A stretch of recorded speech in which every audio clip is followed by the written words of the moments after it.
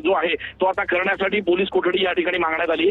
सगळ्यात धक्कादायक बाब म्हणजे काही पेनड्राईव्ह आणि काही डेटा, डिजिटल डेटा जो आहे तो या ठिकाणी एसआयटीच्या हाती लागलेला आहे आणि त्यामुळे या प्रकरणाची व्याप्ती जी आहे ती आता वाढत असल्याचं आपल्याला बघायला मिळत आहे।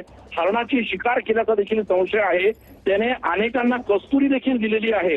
लैंगिक अत्याचार प्रकरणात डिजिटल पुरावे जमा करायचे आहेत आणि त्यामुळे आणखी 7 दिवसांची वाढीव पोलीस कोठडी द्यावी अशा पद्धतीची मागणी या ठिकाणी करण्यात आली होती आणि त्यामुळे या संपूर्ण प्रकरणामध्ये आरोपीच्या वकिलांकडून देखील युक्तिवाद करण्यात आला। हा तपास जो आहे तो आता पूर्ण झालेला आहे। त्यामुळे आता तुम्हाला कोठडी कशासाठी हवी असा जो युक्तिवाद आहे तो आरोपीच्या वकिलांनी देखील केला। मात्र लॅपटॉप, VCR उल्लेख होता आणि पेनड्राईव्हचा देखील उल्लेख होता। अशा पद्धतीचा जो विषय आहे तो या ठिकाणी सरकारी वकील आणि त्याचप्रमाणे एसआयटीच्या माध्यमातून मांडण्यात आला। पिस्तल जप्त करण्यात आलेला आहे। त्यात 5 जणांचा नरबळी दिल्याचा संशय जो आहे तो या ठिकाणी व्यक्त केला जातोय आणि त्याचप्रमाणे आरोपी 67 वर्षांचा आहे। 30 वर्षांच्या मुलीवर त्यांना अत्याचार करताना तो या ठिकाणी व्हिडिओमध्ये दिसतोय। मालमत्तांचे कागदपत्र मिळालेले आहेत।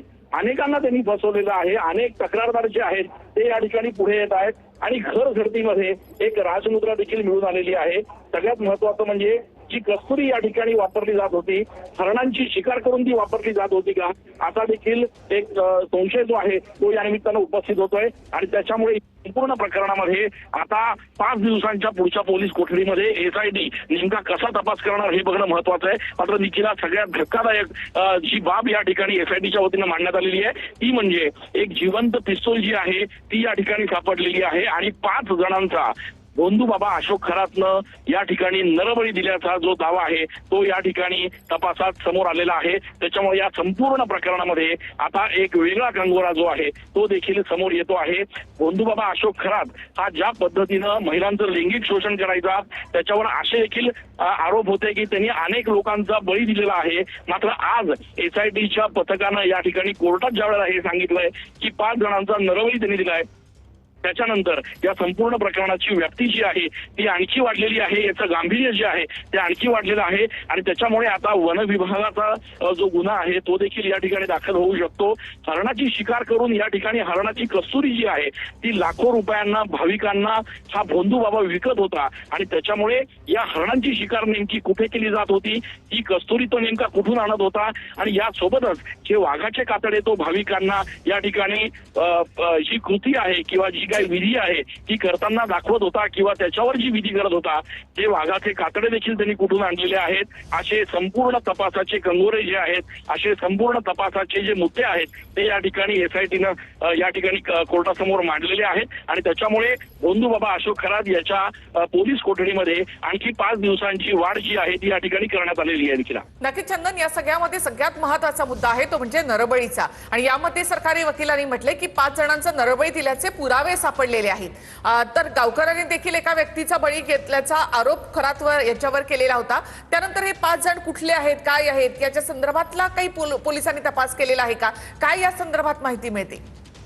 निखिला, खरं तर आपण बघितलं की सातत्यानं अगदी पहिल्या दिवसापासून ज्या वेळेला हा संपूर्ण प्रकार उजेडात आला तेव्हापासून सातत्यानं वेगवेगळ्या ग्रामस्थांनी पद्धतीची एक संशय जो आहे तो व्यक्त केलेला आहे की या भोंदू बाबानं अनेक जणांना जीवे देखील मारलेला आहे।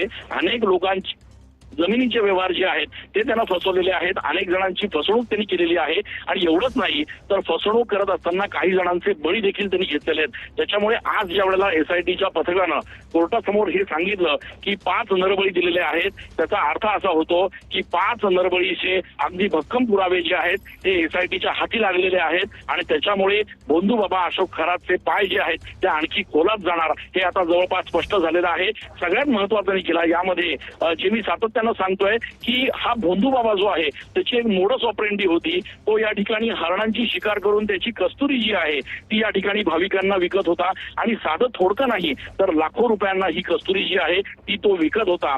मात्र या सगळ्या हरणांची ज्यांनी शिकार केलेली आहे ते हरण त्यांनी कुठे मारले, त्या हरणांची शिकार करून त्या हरणांचे अवशेष त्यांनी कुठे टाकले आणि त्याचप्रमाणे ही अशा पद्धतीची कस्तुरी मिळवण्यासाठी त्यांना यापूर्वी किती हरणांचा बळी घेतला याचा देखील तपास जो आहे तो येणाऱ्या दिवसांमध्ये एसआयटीला करावा लागणार आहे आणि त्याच्यामुळे या संपूर्ण प्रकरणामध्ये जे सगळ्यात महत्वाचे मुद्दे समोर आलेले आहेत ते म्हणजे 5 जणांचा नरबळी भोंदू बाबा अशोक खरातनं घेतलाय। काही वन्यजीवांना या